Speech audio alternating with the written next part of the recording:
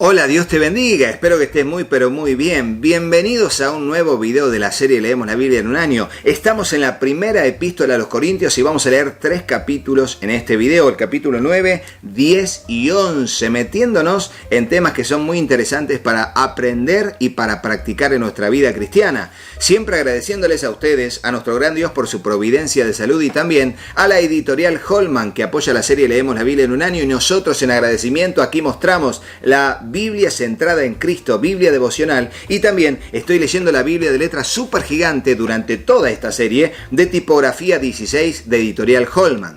También agradezco a la editorial CLC, que significa Centros de Literatura Cristiana, libros que irradian luz y cambian vidas, que desde Colombia y múltiples países en el mundo en que tienen librerías y distribuidoras cristianas, apoya la serie Leemos la Biblia en un año. También agradezco a la editorial Portavoz, teniendo aquí la Biblia de una joven conforme al corazón de Dios, Biblia devocional en versión Reina Valera 60 de editorial Portavoz, que junto con otros muchos materiales están allí para edificar nuestra vida. Gracias por el apoyo a esta serie y también a los hermanos que lo hacen de todo corazón. Gracias en esos hermanos anónimos que bendicen al canal y a la serie. Gracias. Así de esa manera oremos y comencemos. Dios, vamos a tu presencia agradecidos por este tiempo que nos das para poder invertir en la lectura y breve meditación de tu palabra. Dios, ayúdanos a ser instruidos, alentados, esforzados a través de tu palabra, Señor. Danos aliento, Señor, y esfuerzo para nuestro espíritu. Señor, presentamos nuestro corazón como una tierra fértil donde tu palabra, tu semilla será sembrada. Te ruego, Dios, que allí pueda germinar, crecer y dar fruto al 100, al 60 o al 30 por uno, conforme sea tu propósito y nuestra fe en tu bendita palabra. Te lo pedimos en el nombre de Jesús y juntos decimos amén. Amén. Capítulo 9 dice así: los derechos de un apóstol. Fíjense cómo ahora el apóstol va a hablar acerca de justamente su autoridad de apóstol. No soy apóstol, no soy libre, no he visto a Jesús el Señor nuestro, no sois vosotros mi obra en el Señor. O sea, le está diciendo, perdón, ¿no soy nada de esto? Si para otros no lo soy, para vosotros ciertamente lo soy, porque el sello de mi apostolado sois vosotros en el Señor. Recuerden que Él les predicó el Evangelio por primera vez, lo dije hace poco en unos videos. Contra los que me acusan, esta es mi defensa. ¿Acaso no tenemos derecho de comer y beber? ¿No tenemos derecho de traer con nosotros una hermana por mujer, como también los otros apóstoles y los hermanos del Señor y Cefas? ¿Y por qué dice los hermanos del Señor? Porque Jesús tenía al menos 5 hermanos, hombres, hijos de María y de José. Los nombres de ellos están en los evangelios, los leímos. Y también, de hecho, la epístola de Santiago, antes de la epístola de Primera de Pedro, ese Santiago, Jacobo, era el medio hermano de Jesús, hijo de María y de José.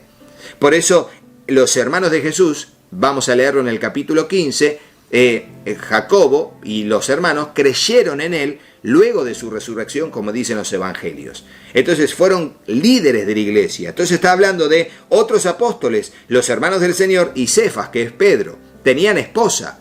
Y Pablo dice que no tengo derecho a tener esposa, no porque él la tuviese, sino porque él tiene derechos de cualquier otro apóstol, pero decide no aprovecharse de eso. ¿O solo yo y Bernabé no tenemos derecho de no trabajar? Porque ellos no trabajaban, pero tenían derecho a no trabajar, a ser sostenidos por la obra, que las iglesias les paguen para su sostén día a día. ¿Quién fue jamás soldado a sus propias expensas? ¿Quién planta una viña y no come de su fruto? ¿O quién apacienta el rebaño y no toma de la leche del rebaño? ¿Digo esto solo como hombre? ¿No dice esto también la ley? Y ahí se basa y se fundamenta en la ley de Moisés, que dice, porque en la ley de Moisés está escrito, no pondrás bozal al buey que trilla. Y claro, está hablando de los siervos de Dios, pero aquí Pablo pregunta, para generar más énfasis, ¿tiene Dios cuidado de los bueyes o lo dice enteramente por nosotros, los siervos de Dios? Pues por nosotros escribió, da la respuesta, porque con esperanza debe arar el que ara, y el que trilla con esperanza de recibir del fruto. Si nosotros sembramos entre vosotros lo espiritual, ¿Es gran cosa que cegáremos de vosotros lo material? Si otros participan de este derecho sobre vosotros, ¿cuánto más nosotros? Porque ellos sostenían a otras personas, que les obligaban a hacerlo, porque se consideraban siervos de Dios y ellos tenían que sostenerlos. Pero el apóstol Pablo nunca los obligó. Jamás Bernabé le obligó a la gente a que les dé dinero. Jamás. Pero no hemos usado de este derecho, porque era un derecho, sino que lo soportamos todo, ser sufrido, acordate, debemos ser sufridos, por no poner ningún obstáculo al Evangelio de Cristo. ¿No sabéis que los que trabajan en las cosas sagradas comen del templo y que los que sirven al altar del altar participan? Y esto está hablando de los sacerdotes. Los sacerdotes presentan las ofrendas, pero una parte de esas ofrendas se las quedan como alimento y sustento para ellos. Así desde la ley de Moisés. Así también ordenó el Señor a los que anuncian el Evangelio que vivan del Evangelio. ¿Escuchaste eso? Los que anuncian el Evangelio a tiempo completo viven del Evangelio. Pero yo de nada de esto me he aprovechado, dice Pablo. O sea, ¿tiene el derecho de hacerlo? Sí. Pero Pablo dice, y esto es una decisión de Pablo, de nada de esto me he aprovechado, ni tampoco he escrito esto para que se haga así conmigo, porque prefiero morir antes que nadie desvanezca esta mi gloria. ¿Y cuál era su gloria? El hecho de que ha tomado la decisión de sostenerse a sí mismo. ¿Pero por qué? Porque podía hacerlo. Porque podía hacer tiendas, trabajaba haciendo carpas, haciendo tiendas, y con eso sustentaba no solamente su propia vida, sino la de la gente que estaba con ellos. Se ve que Pablo cobraba bien en los trabajitos que hacía y le alcanzaba administrando bien para todo lo que eran sus gastos como apóstol, en sus viajes y todo lo demás. Y por supuesto, cuando no podía trabajar porque estaba preso o porque estaba perseguido y no podía estar abiertamente en la calle, era sostenido por la iglesia. Le mandaban alimentos, abrigo, comida, allí algo de dinero para algún gasto que se tenía que pagar con dinero. No quedaba otra, pero en cuanto él podía, él trabajaba con sus propias manos, se sustentaba en el ministerio y Dios le proveía. Pues si anuncio el Evangelio, no tengo por qué gloriarme, porque me es impuesta necesidad, y ay de mí si no anunciar el Evangelio. Por lo cual, si lo hago de buena voluntad, recompensa tendré. Pero si de mala voluntad, la comisión me ha sido encomendada. O sea, me guste o no me guste, lo tengo que hacer, dice Pablo. ¿Cuál pues es mi galardón? Que predicando el Evangelio, presente gratuitamente el Evangelio de Cristo para no abusar de mi derecho en el Evangelio. Y esto ponelo en el comentario. Debo presentar gratuitamente el Evangelio de Cristo. Nadie puede cobrar para predicar el Evangelio. Me explico, ¿no? Viene alguien y me dice, tengo una necesidad, estoy mal, necesito que, primero ponga un dinero acá y yo le hablaré y me dedicaré a ti. No es una consulta. Predicar el Evangelio no es una consulta de un abogado o de un médico, que hay que pagarla en la mayoría de los casos de manera privada. No, esto es predicar el Evangelio. Gratuitamente debemos predicar el Evangelio. Ponelo en el comentario y seguimos. Entonces dice, por lo cual, versículo 19, siendo libre de todos, me he hecho siervo de todos para ganar a mayor número. Me he hecho a los judíos como judío para ganar a los judíos, a los que están sujetos a la ley, aunque yo no esté sujeto a la ley, como sujeto a la ley, para ganar a los que están sujetos a la ley. A los que están sin ley, como yo estuviera sin ley, no estando yo sin ley de Dios, sino bajo la ley de Cristo, para ganar a los que están sin ley. Me he hecho débil a los débiles, para ganar a los débiles. A todo me he hecho de todo, para que de todos modos salve a algunos. Y esto hago por causa del Evangelio, para hacerme copartícipe de él. ¿No sabéis que los que corren en el estadio, todos a la verdad corren, pero uno solo se lleva el premio? Corred de tal manera que lo obtengáis.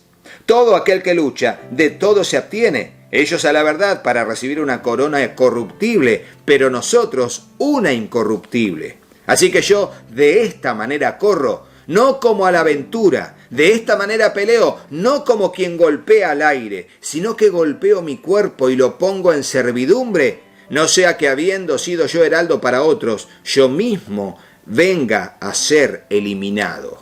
Y fíjense, ¿no? Esto habla de enfoque. Debemos enfocarnos en el propósito. Ponelo en el comentario. Debemos enfocarnos en el propósito de Dios. Y ahora hablará sobre las amonestaciones contra la idolatría, capítulo 10, versículo 1. Porque no quiero, hermanos, que ignoréis que vuestros padres todos estuvieron bajo la nube y todos pasaron el mar y todos en Moisés fueron bautizados en la nube y en el mar y todos comieron el mismo alimento espiritual y todos bebieron de la misma bebida espiritual porque bebían de la roca espiritual que los seguía y la roca era Cristo. Pero de los más de ellos no se agradó Dios, por lo cual quedaron postrados en el desierto.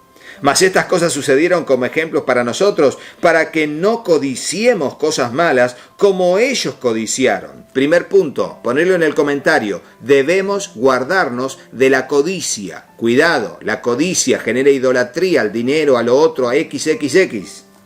Ni seáis idólatras como algunos de ellos, según está escrito, se sentó el pueblo a comer y a beber y se levantó a jugar. Ni forniquemos como algunos de ellos fornicaron y cayeron en un día como 23.000. Entonces, debemos cuidarnos de la codicia, cuidarnos de la idolatría y cuidarnos de la fornicación. Ni tentemos al Señor como también algunos de ellos le tentaron y perecieron por las serpientes. Ni murmuréis como algunos de ellos murmuraron y perecieron por el destructor. Fíjense. Estas cosas que dice aquí, debemos cuidarnos de, poner en el comentario todo esto, de la codicia, de la idolatría, de la fornicación, de tentar al Señor y de murmurar. 5 pilares de la destrucción de todo creyente. ¿Escuchaste? Son los 5 pilares de la destrucción de todo creyente. Y estas cosas les acontecieron como ejemplo y están escritas para amonestaros a nosotros, a quienes han alcanzado los fines de los tiempos.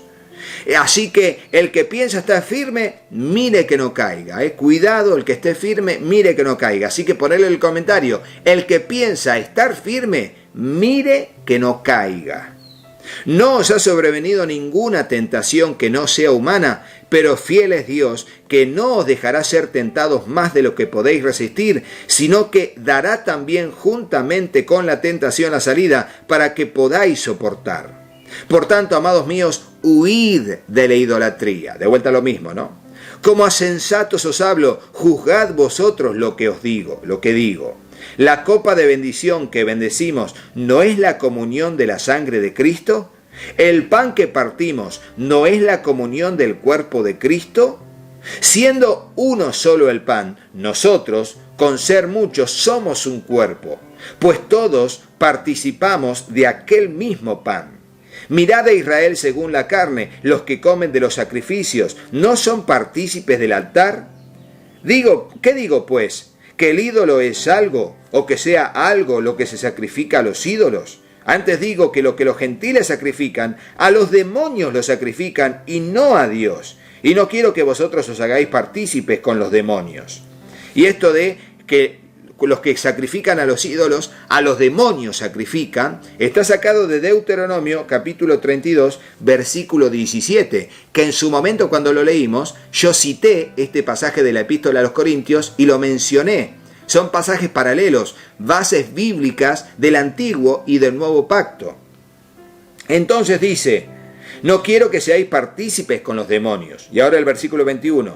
No podéis beber la copa del Señor y la copa de los demonios. No podéis participar de la mesa del Señor y de la mesa de los demonios.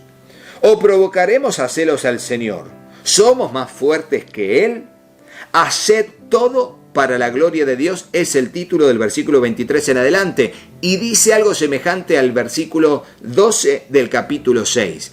Todo me es lícito, pero no todo me conviene. Ya lo habíamos puesto en el comentario en ese video. Todo me es lícito, pero no todo me edifica.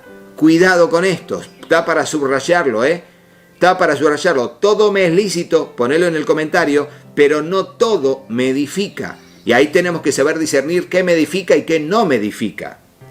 Ninguno busque su propio bien, sino el del otro. De todo lo que se vende en la carnicería, comed, sin preguntar nada por motivos de conciencia. Recuerden que la carne que se vendía en la carnicería era sacrificada en alguna parte a diferentes ídolos. Pero no había que preguntar nada. Comprá carne, no preguntes nada y orá y comé. Sería esto, porque del Señor es la tierra y su plenitud. Si algún incrédulo os invita y queréis ir, de todo lo que se os ponga delante comed, sin preguntar nada por motivos de conciencia. Mas si alguno os dijere, esto fue sacrificado a los ídolos, ahí sí, no lo comáis, por causa de aquel que lo declaró y por motivos de conciencia, porque del Señor es la tierra y su plenitud. La conciencia, digo, no la tuya, sino la del otro. Pues, ¿por qué se ha de juzgar mi libertad por la conciencia del otro? Y si yo con agradecimiento participo, ¿por qué he de ser censurado por aquello de que doy gracias? Si pues coméis y bebéis o hacéis otra cosa, hacedlo todo para la gloria de Dios. No seáis tropiezo ni a judíos, ni a gentiles, ni a la iglesia de Dios. Como también yo en todas las cosas agrado a todos, no procurando mi propio beneficio, sino el de muchos, para que sean salvos. Y fíjense cómo está hablando de motivos de conciencia. ¿Qué significa? Que cuando alguien te dice, para mí esto está mal, en su conciencia eso está mal, pero vos sabés que en realidad no está mal, no está desaprobado por Dios, pero en base a la conciencia del otro, yo me voy a abstener de hacerlo para no herir su conciencia débil. ¿Se entiende? Asimismo, cuando alguien me dice, che, esto fue sacrificado a los ídolos, entonces yo no voy a comer. ¿Por qué? Porque antes no lo sabía, pero ahora que lo sé, mejor no lo hago. ¿Por qué? Por motivos de la conciencia del otro. Porque el otro va a pensar, este está pecando, porque está comiendo sacrificado a los ídolos. Entonces, por la conciencia del otro, aunque yo sé que puedo comerlo porque el Señor es la tierra y su plenitud, pero yo oro, santifico los alimentos y lo como, pero por la conciencia del otro no lo voy a hacer. Y eso es aplicable hoy también, en muchas áreas. Leemos finalmente el capítulo 11, que Pablo dice lo mismo que ya leímos antes, que lo imiten a él cuando habla de que él fue el padre de ellos, como un padre que lo engendró a través del Evangelio. Dice, les ruego que sean imitadores míos. Aquí dice de vuelta lo mismo, sean imitadores de mí como yo de Cristo. Ahora no va a decir solamente sean imitadores de mí, como dijo anteriormente, ahora dice como yo de Cristo. Atavío de las mujeres hablará a partir del versículo 2 del capítulo 11 y dice así: os alabo, hermanos, porque en todo os acordáis de mí y retenéis las instrucciones tal como os las entregué. Pero quiero que sepáis que Cristo es la cabeza de todo varón, y el varón es la cabeza de la mujer, y Dios la cabeza de Cristo. Todo varón que ora y profetiza con la cabeza cubierta, afrenta su cabeza.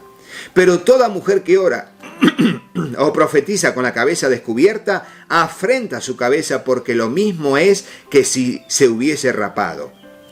Porque si la mujer no se cubre, que se corte también el cabello, y si le es vergonzoso a la mujer cortarse el cabello o raparse, que se cubra. Porque el varón no debe cubrirse la cabeza, pues él es imagen y gloria de Dios, pero la mujer es gloria del varón. Porque el varón no procede de la mujer, sino la mujer del varón, y tampoco el varón fue creado por causa de la mujer, sino la mujer por causa del varón. Por lo cual la mujer debe tener señal de autoridad sobre su cabeza por causa de los ángeles. Pero en el Señor ni el varón es sin la mujer, ni la mujer es sin el varón, porque así como la mujer procede del varón, también el varón nace de la mujer, pero todo procede de Dios. Juzgad vosotros mismos, ¿es propio de la mujer que la mujer ore a Dios sin cubrirse la cabeza? La naturaleza misma ¿no os enseña que al varón le es deshonroso dejarse crecer el cabello?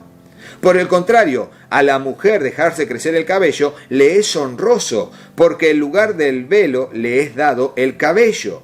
Con todo eso, si alguno quiere ser contencioso, nosotros no tenemos tal costumbre, ni las iglesias de Dios. Fíjense cómo, les voy a decir algo, es una cuestión cultural y también es una cuestión que se debe entender en el contexto, y no habla aquí de machismo del hombre delante de Dios, ser machista, no. Esto es reconocer ciertas cosas que tenían que ver con el dejarse o no crecer el cabello. Cuando la mujer se cortaba el pelo, les insistían en que se pusiera un velo. Pero si la mujer tenía el pelo largo, le era honroso y no era necesario poner el velo. Aquí lo dice, literalmente. Y hay iglesias que las mujeres con pelo largo o con pelo corto tienen que ponerse la mantilla en la cabeza.